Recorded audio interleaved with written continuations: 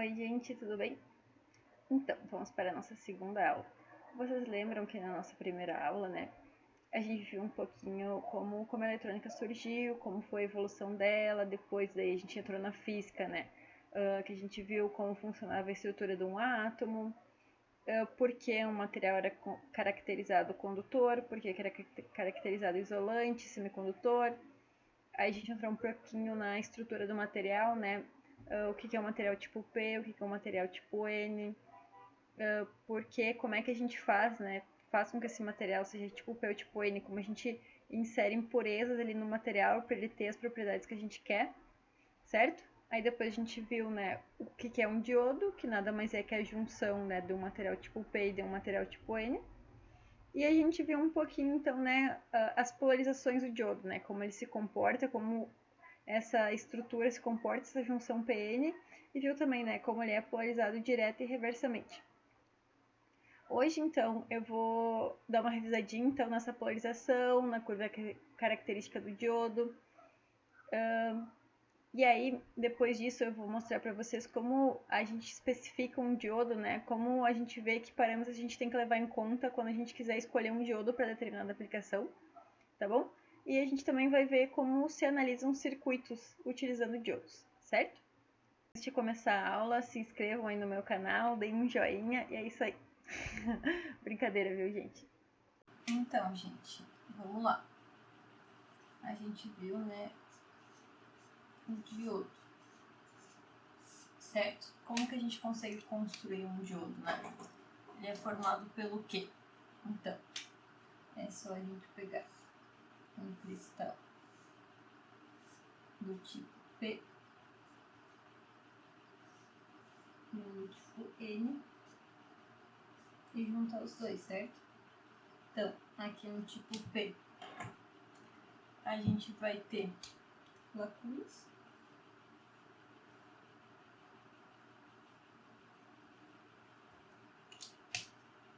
E no tipo N, vamos ter elétrons livres, né?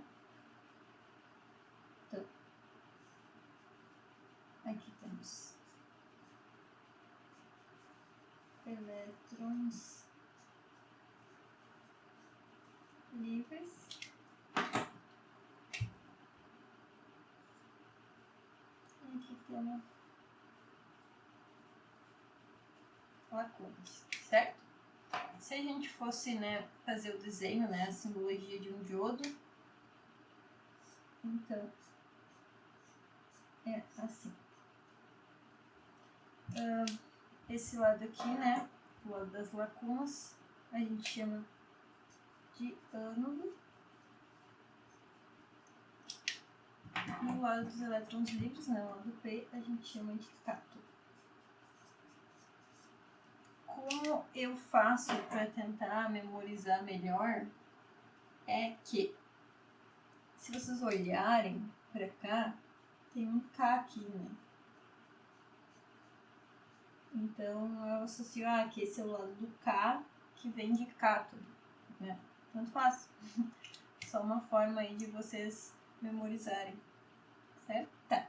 Então assim que a gente constrói um diodo, pega um cristal do tipo P e um cristal do tipo N, né? Eles têm impurezas, juntos os dois, temos então uma junção PN e temos aqui o nosso diodo, certo? Aí a gente viu na aula que a gente pode polarizar ele de duas maneiras, né? Tá, então, a gente viu que a gente tem a junção P, N, né? Uma tem lacunas,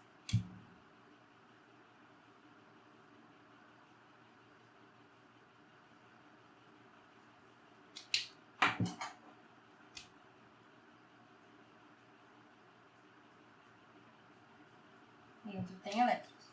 O que a gente viu foi que aqui na junção ocorrem recombinações, né? Que esses elétrons se juntam com essas lacunas. Então, aqui a gente tem a formação de íons, né? Então, todas as lacunas elétricas que estão aqui perto, né, dessa junção, eles se associam, e daí a gente tem a formação de íons. Então a gente deixa de ter uma lacuna e deixa de ter um elétron livre. E aqui então a gente tem íons, né? Tanto íons negativos quanto íons positivos. Essa barreira que tem aqui então, né, formada por esses íons, a gente chama de zona de depressão.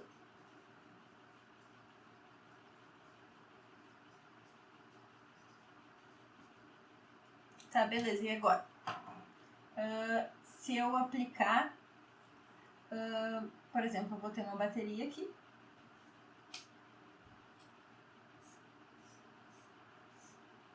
A bateria vai ter o terminal positivo aqui e o terminal negativo, certo? Se eu aplicar então, o terminal positivo aqui e o terminal negativo aqui. Então aqui eu estou aplicando positivo e aqui o negativo, certo? Então o que vai acontecer? Por exemplo, aqui o positivo, eu estou aplicando as lacunas, positivo com positivo se repele, né? Então eu faço com que essas lacunas que estavam aqui na borda,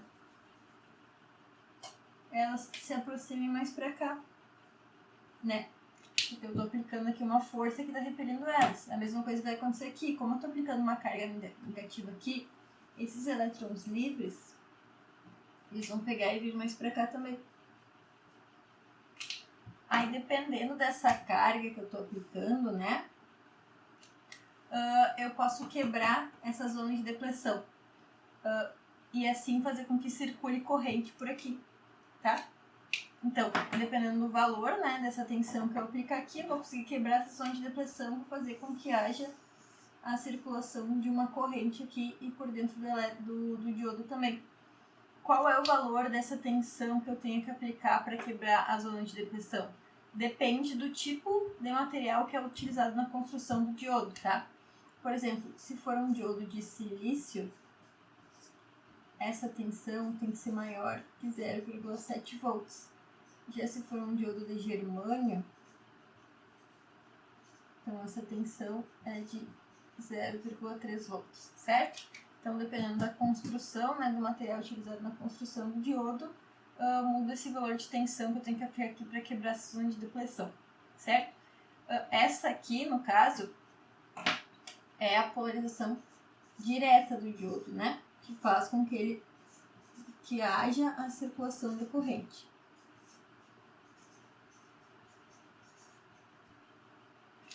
Certo?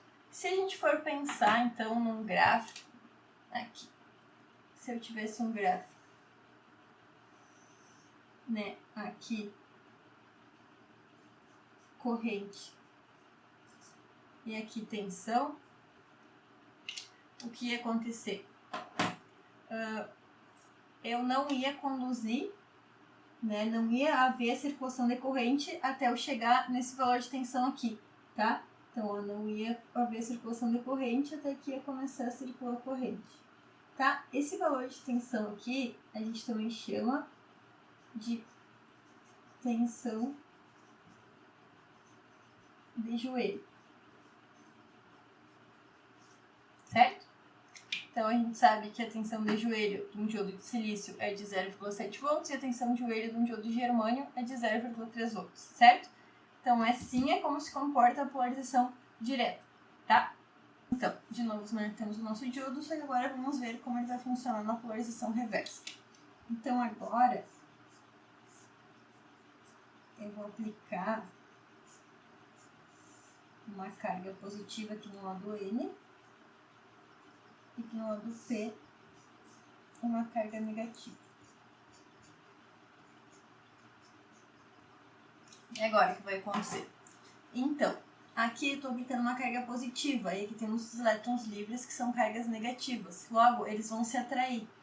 Então, esses elétrons, como vão ser atraídos por essa carga positiva, eles vão vir todos para cá, ó, para o extremo. Enquanto aqui as lacunas, elas também vão ser atraídas por essa carga negativa que eu estou aplicando. Então, também elas vão vir todas para cá, vão se acumular aqui na extremidade.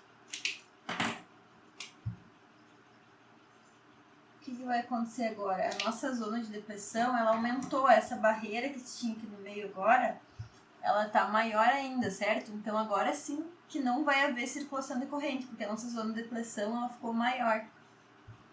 Com isso, se a gente for pensar no gráfico que a gente tinha lá de tensão por corrente, a gente já sabia, né, que aqui então a gente ficava em 0 até chegar na tensão de joelho e isso aqui subia. Agora no reverso, então, ele não vai conduzir até chegar num valor de tensão. Esse valor de tensão aqui é a tensão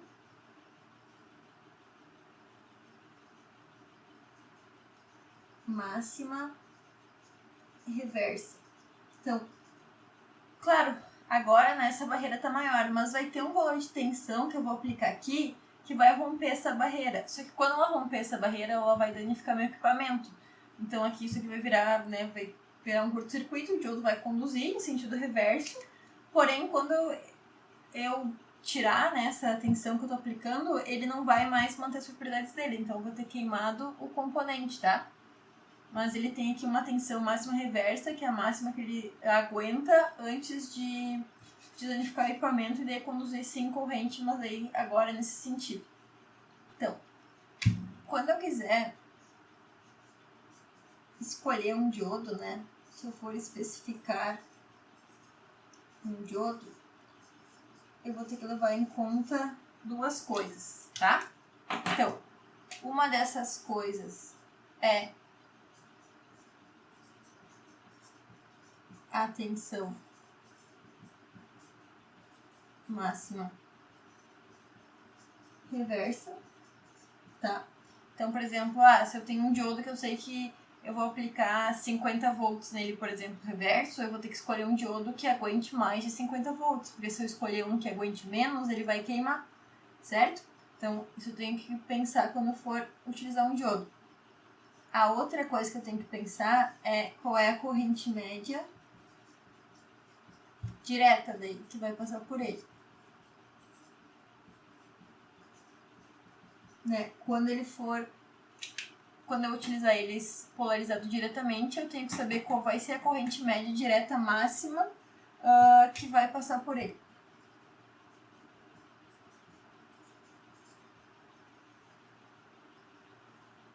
Certo? Então, essas são as duas coisas que eu tenho que levar em conta na hora de especificar um diodo. Então, agora eu tenho um circuito aqui, que eu tenho uma fonte de tensão de 40 volts. Eu tenho um resistor aqui de 10 ohms. E eu tenho um diodo que eu vou dizer que esse diodo aqui é de germânio, tá? Então, o diodo é de germânio.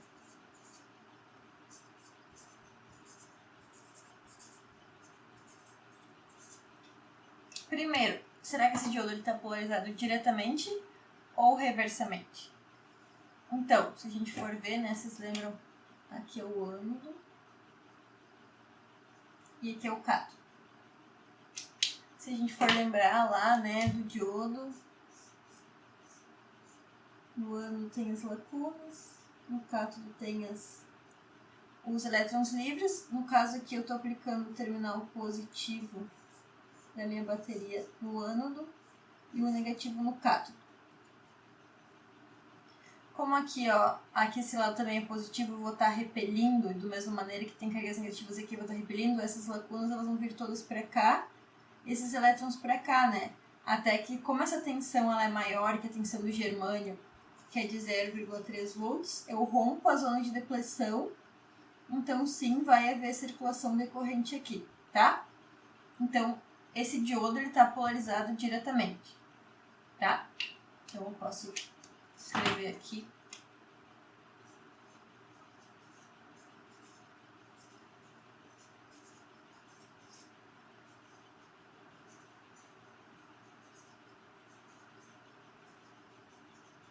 Tá, mas e agora então? Eu sei que então está circulando uma corrente aqui, né? Não sei qual é o valor dela. Então vamos analisar. Será que todos esses 40 volts estão em cima do meu resistor de 10 ohms? Na verdade não, né? Porque vocês lembram que tem uma queda aqui no diodo? Então, na verdade, o que vai acontecer? Aqui eu vou chamar de VD, e aqui em cima do resistor eu vou chamar de VR.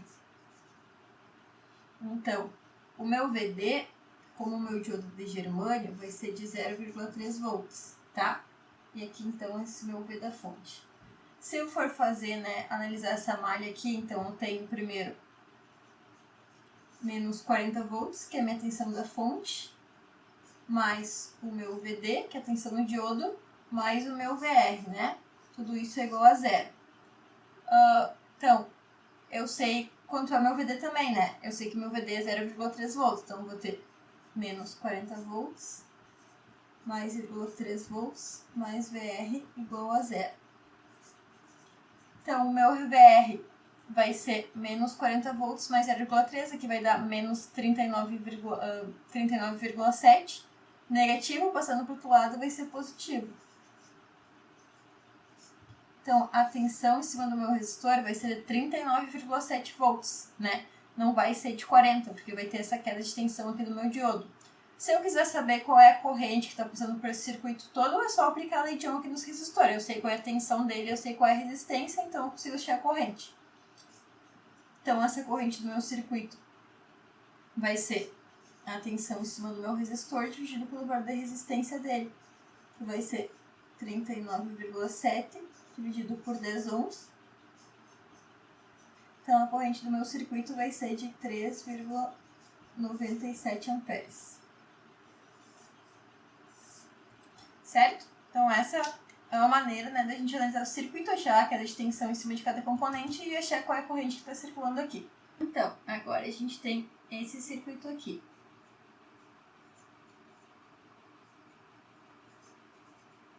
O que mudou agora é que o nosso diodo aqui ele inverteu. E agora, será que ele está conduzindo ou não? Então, se a gente for fazer só o circuitinho aqui, a junção PN, as lacunas e os elétrons livres, agora a gente está, então, aplicando o positivo aqui e o negativo aqui. Então, agora, como aqui são as cargas negativas e aqui as positivas, as cargas negativas se atraem pelas positivas, né? E também as negativas pelas positivas. Então, na verdade, agora a nossa zona de depressão vai ser ainda maior. E daí, né, essa circulação decorrente não vai haver, porque a zona de depressão aqui está maior ainda, tá? Então, a gente já sabe que esse diodo agora, nessa configuração, ele está polarizado reversamente.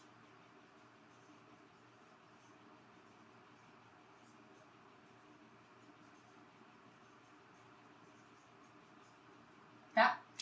Mas e agora? Qual vai ser, né, a tensão em cima do diodo e em cima do resistor? Bom, a gente sabe que não vai haver circulação decorrente, né? Então, pela lei de Ohm, como aqui a gente tem uma resistência, mas a corrente é zero, a tensão também vai ser zero. Então, o meu VR aqui vai ser 0 volts. Se eu fazer a análise da malha aqui, né? Então, eu tenho menos 40 volts, mais a tensão do diodo, mais a tensão no resistor. Eu sei que a tensão no resistor aqui é zero, então o que eu vou ter? Que a tensão no diodo vai ser 40 volts, certo? Só que, ó, vocês lembram que aqui é o ânodo e aqui é o cátodo? Então, na verdade, se a gente fosse pensar, né, qual é o lado positivo e qual é o lado negativo, seria o contrário, né? Aqui seria o menos e aqui seria o mais. Então, na verdade, essa tensão aqui, ela é a tensão reversa, né? É menos 40 volts agora que está sendo aplicado esse diodo. Tá, então a gente viu ali como se especifica um diodo, né? Que é pela tensão reversa dele, pela máxima tensão reversa, e também pela corrente média máxima que vai circular por ele, certo? Então agora, se a gente for ver uma folha de especificação de um diodo, né? Como a gente analisa esses dados? Aqui, então, eu tenho a folha de especificações, né, de alguns modelos de diodo, ó, do Moore 405, 410, 415, 420, 440 e 460, tá? Então, ó, aqui tem, já tá me dizendo, né, que ele é de 4 amperes, de 50 a 600 volts, porque tem vários modelos ali em cima. Aqui tem a simbologia do diodo, né? E para vocês saberem, sempre que a gente tiver um diodo, ele vai ter um risquinho aqui. Esse risquinho está indicando qual é o lado do cátodo. Então, sempre o lado que tiver essa listra vai ser o lado do cátodo e o outro lado vai ser o ânodo. Certo? Agora a gente vai vir aqui na tabelinha com as características. Então, ó, vocês podem ver aqui tem os diversos modelos e aqui, ó, tem a máxima tensão reversa de pico, que também é a máxima tensão CC, né, tensão contínua que ele consegue bloquear. Então, no caso aqui, para cada modelo tem uma tensão, o menor deles é 50 volts e o maior é 600, aguenta até 600 volts. Então, aqui agora, ó, é a corrente média que ele aguenta, que no caso aqui é de 4 amperes para os dois, só muda a temperatura ambiente, tá? E esse outro aqui, que é a corrente de pico não repetitiva, quer dizer assim, ó, ele consegue aguentar até 125 amperes, mas é só um pico e é num tempo muito pequeno. Se tiver um pico de corrente num tempo, que deve ter especificado aqui no datasheet, que for muito pequeno, ele até vai aguentar sem que haja danos ao equipamento. E por fim, aqui tem a temperatura que ele opera, né? Ele pode operar de menos 65 até 175 graus Celsius. Então aqui, claro, tem mais características embaixo, mas agora o que nos interessa são essas duas, né? Seria a máxima tensão reversa que ele vai aguentar e qual é a corrente máxima direta também que ele aguenta. Então a gente tem que dar uma olhada nisso na hora de especificar um diodo para alguma aplicação. Por exemplo, no exemplo que a gente fez agora, a tensão reversa daquele diodo era de 40 volts, né? Então, a 40 volts eu poderia usar aqui, por exemplo, 405 ou 410, que esse é o máximo é 50 volts, então ficaria apertado ali, de 410 que é 100 volts. Porém, a corrente do exemplo que a gente viu era de 3,97 amperes. Então, provavelmente, eu não poderia usar esse diodo aqui, porque ele só aguenta até 4 amperes, então eu teria ali uma margem muito apertada, né? Qualquer variação de corrente que acontecesse, eu poderia danificar esse equipamento. Então, esse componente, né? Então, esse não seria, né, o diodo mais indicado para usar nessa aplicação, certo? Então, gente, a aula de hoje era isso, tá? Eu vou deixar ali no Google Classroom alguns exercícios para vocês resolverem e qualquer dúvida é só entrar em contato comigo. Até a próxima aula.